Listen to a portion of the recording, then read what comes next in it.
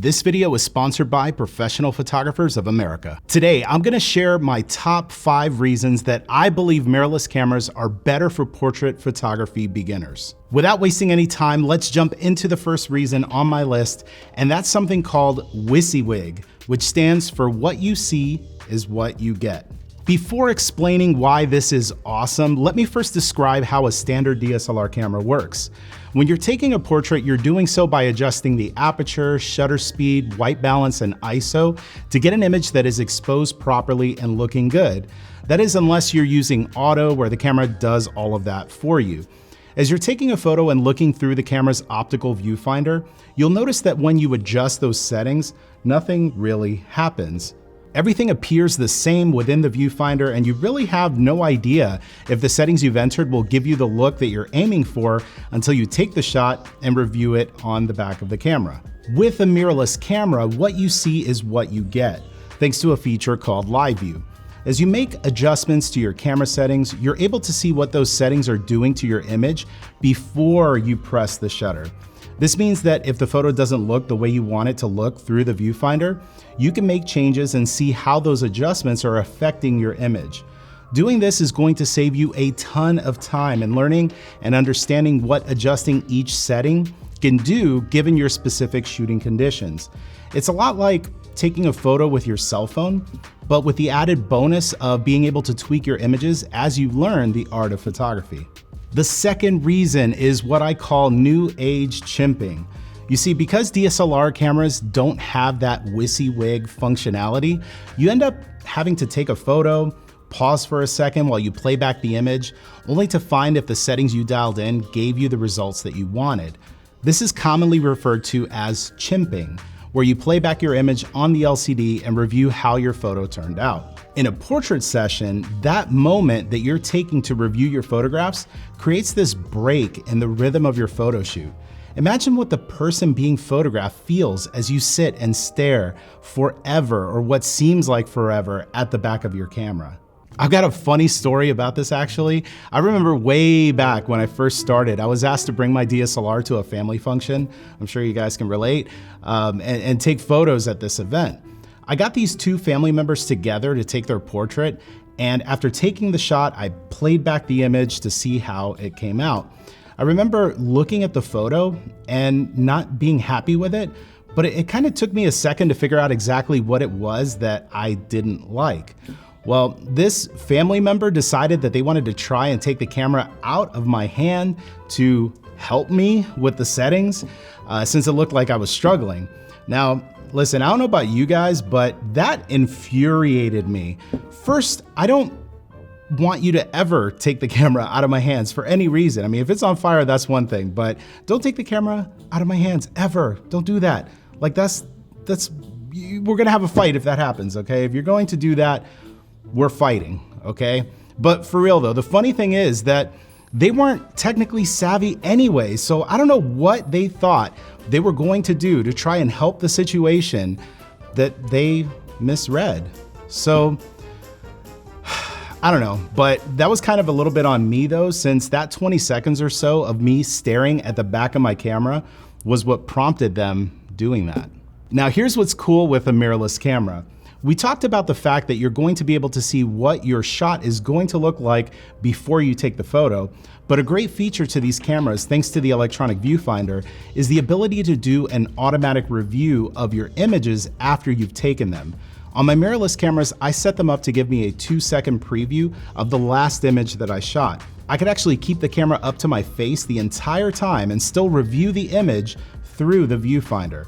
That's what I call new age chimping, since you're able to do the same thing without having to completely disturb the flow of your photo shoot by taking the camera away from your face. I tend to give some directions to the person I'm photographing while I'm looking through the viewfinder and reviewing the images, just so that they feel that I'm still engaged with what they're doing. Once I'm done reviewing the images, making adjustments, things like that, and once they're finished, maybe adjusting their hair or wardrobe, whatever it is that I told them to basically buy some time, I could continue shooting without ever having to take the camera away from my face. I could tell you from many years of experience shooting with mirrorless cameras that they really help you operate and appear more professional and confident during your portrait session, since they don't feel like they're waiting on you while you review images or make adjustments to your camera. It's a little bit of portrait psychology that's pretty cool. This next one is a big one, but before we get into that, I want to take a moment to thank the sponsor of today's video, Professional Photographers of America, the largest nonprofit photography organization. I've been a member for years now, but today I wanted to point out two incredible benefits that you receive the moment you decide to join this community. Once you join PPA, right off the bat, you get $15,000 worth of equipment insurance included with your membership. Full replacement coverage with a flat $350 deductible, or you can repair your equipment with a flat $50 deductible. Cameras and lenses are expensive. I don't need to tell you that. It's a no-brainer that you're gonna wanna protect your investments. But that's not all. You also get a free registration to the largest and oldest photography conference in the world, Imaging USA 2022, which is happening in National Harbor, Maryland. I had an opportunity to attend in past years, and I'll be teaching a pre-con class this upcoming event that you won't want to miss. Outside of that, there's going to be 80+ speakers from across the photographic community, as well as the Imaging USA Expo, where you can get your hands on all of the new stuff that will be out by then. You'll have opportunities to network with fellow photographers and so much more. Sign up using the link in my description, and you will not only get a discount on that new membership, but free access to Imaging USA 2022. Hope to see you there. Next up on my list of reasons that mirrorless cameras are better for portrait photography beginners is all of the useful tech that's included. For example, most mirrorless cameras have autofocus points that cover the majority of the viewfinder and the majority of the sensor, which gives you a lot more flexibility with how you compose your images. Look through a DSLR viewfinder and you'll notice that the focus points are mostly clustered around the center of the viewfinder, making it a bit tougher to get sharp compositions when your subject is outside of that area and you're trying to shoot at those wide open apertures. Many mirrorless camera models also offer truly silent shooting, where your camera literally makes no sound when taking a photograph.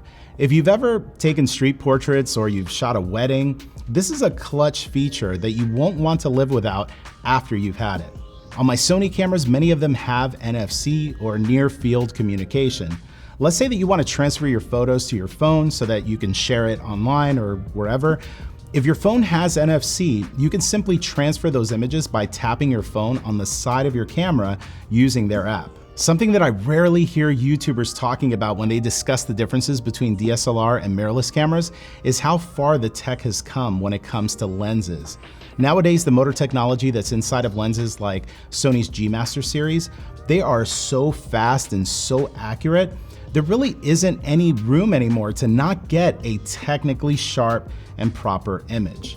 Even the hot shoe is more advanced. Sony actually calls it a multi-interface shoe instead of a hot shoe, since it does a lot more than what a hot shoe could do on a DSLR. Let's say you might want to shoot some videos, for example, and you want to get better audio. On a DSLR, you could get a mic, you could place it on the hot shoe, and then you could connect the audio cable to the mic input jack. On a mirrorless camera like the A7 IV, for example, you don't need to do any of that if you have the right pieces. For example, I could take this Sony shotgun microphone and place it onto the multi-interface shoe, and without a cable, I get high quality, clean digital audio. Did I mention that you could do it without batteries? It draws its power from the camera itself, which is also pretty sweet. Next up, one of the most annoying things that I experienced often when shooting with DSLR cameras and lenses was that the lenses often needed to be micro adjusted to get the best performance. I remember buying some really expensive DSLR lenses back when I used to shoot with a DSLR, and I was finding it nearly impossible to get sharp results consistently when I would shoot wide open. It didn't matter if I was trying to take a photo at f1.2 or f2.8, my portraits would oftentimes be slightly out of focus and soft, which made me feel like I just wasted my money buying nicer lenses. I ended up having to send my camera body and my lenses back to the manufacturer in order for them to micro adjust and calibrate the lenses to work better with my camera bodies that they made. Like, they made the lens, they made the camera body, but somehow they needed to be micro adjusted so they could work well together. It really didn't make any sense. And even after I got everything back, it still didn't feel like I was getting the kind of image quality that I was expecting. Not only was that process inconvenient, but I ended up having to pay to get these lenses adjusted when they were brand new and being used with camera bodies that were fairly new as well. With mirrorless cameras, this has become a thing of the past.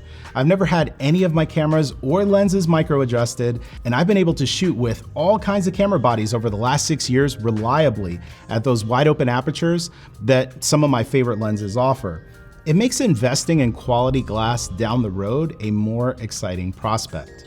Another reason to look into mirrorless cameras is that some models actually offer faster shutter and flash sync speeds than what you would get with a DSLR. Let's take a camera like the Sony A9 or A1 for example. You're actually able to shoot up to 1/32,000th shutter speed, as opposed to 1/8,000th or maybe less on a DSLR. That comes in handy when you want to get that shot at f1.2 and you're in daylight conditions. On the A1, you also have the ability to sync up a flash up to 1/400th of a second, which again helps you when you're trying to use an off-camera flash outdoors. This is just my opinion, but at this point right now in 2021, even at half the price, it is not worth investing in a DSLR system if you are just starting out. Mirrorless cameras are superior in just about every way and will only get better as technology improves, right? Moore's Law. While DSLR lenses and accessories are being discontinued and they're being put out of production left and right. What do you think? And which do you prefer, DSLR or mirrorless? If you prefer mirrorless, what's your favorite feature that kind of like keeps you in that camp? Let's have a conversation about it in the comments section. And while you're there, don't forget to subscribe and leave a like if you found this video helpful or entertaining or anything else. If you're a beginner in portrait photography, make sure that you watch this video on screen. It will really help you out on your journey to improve your photography. Thank you, and I'll see you there.